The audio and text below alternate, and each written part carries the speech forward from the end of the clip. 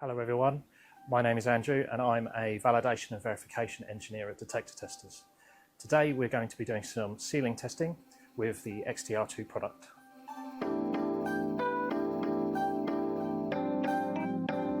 So first up we're going to be testing a Apollo XP95 detector.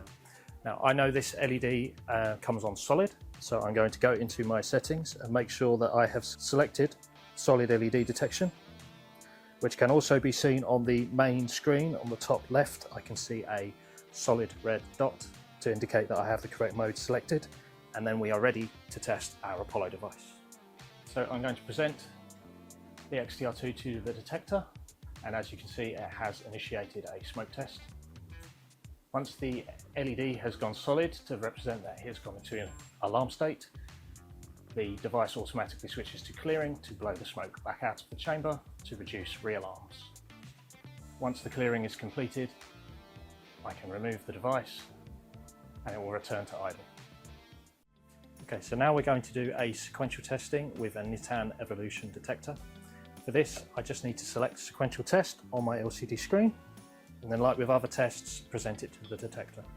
So I'm going to present to the detector, and the sequential test will start its sequence with a heat test. Once the detector LED is detected, the triple green blinks tell me the test has passed, and then it will switch to smoke test, and this will now test the smoke sensor, followed up once it's detected the LED with clearing to prevent re-alarms from the smoke. Next up we're going to test a Tyco multi-sensor detector. So for this I'm going to do a combined test. So I shall select combined test on the LCD screen, and like with the other tests I now just need to present the cup to the detector. Okay, so I'm going to present to the detector to start the test, and this test will produce heat and smoke simultaneously.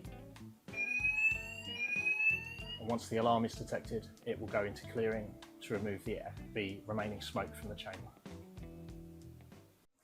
Now we're going to do a heat test on a Hochiki detector. Now with this detector in particular, it is a 90 degrees C fixed detector, so I know I need to switch to high heat mode. So on my LCD I'm going to select heat mode, and then I'll press the symbol in the middle to select high heat mode, as this will allow the temperature to get to the threshold level. So I will present to the detector to initiate the heat test. Once the alarm is detected, we will get the triple green blink to say that it's been successful, but the unit will not move to clearing because there is no smoke to clear from the chamber.